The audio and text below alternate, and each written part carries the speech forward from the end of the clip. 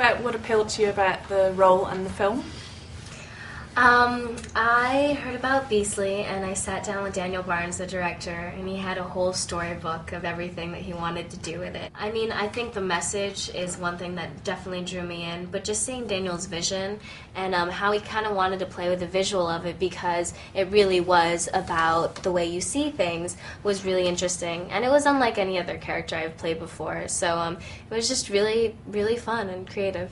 I just think that it's a great story. It's a classic tale, and it was told through the male's perspective, and it was modern day. And I think that I was in a lovey-dovey stage, so I wanted to do something like that.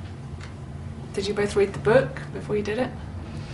Not for all of it. I started it. I didn't, I wasn't really too familiar with the book until after I sat down and heard about the project, and then I was like, oh my gosh, I have to figure this out, because I really loved the idea and the new approach on Beauty and the Beast.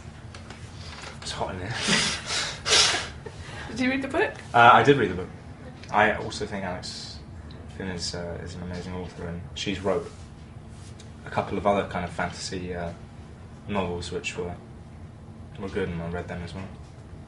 Can you both talk in sort of broad sense about your ideas of beauty and ugliness, literal and beyond? Beauty is in the eye of the beholder. You can talk to the high heavens and what you think is beautiful, but whatever I say and whatever she says or whatever you say, it's all going to be different, I think. Yeah, one really great thing that I saw from this movie, and that really made me realize it, is that you have to love yourself before you can love anyone. And I think that's one thing that's really forgotten about, and it's really great because through somebody else, he slowly, and my character as well, slowly starts to love themselves and truly embody who they are, and not being afraid of that. I mean, the subject matter is so important for young people today. I mean, what are your thoughts on this looks-obsessed society? I mean, obviously your business, but the world in general.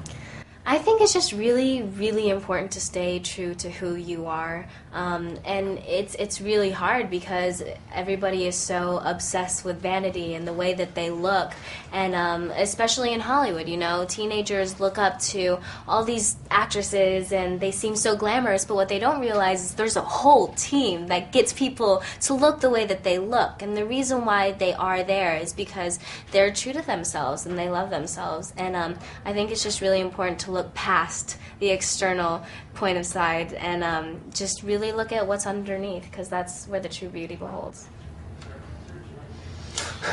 And you? Yeah, ditto. No. No, I don't get away with that one, do I? No, it's so I think it's good to feel good about yourself and to look good, and we're not discrediting saying that beauty's skin deep.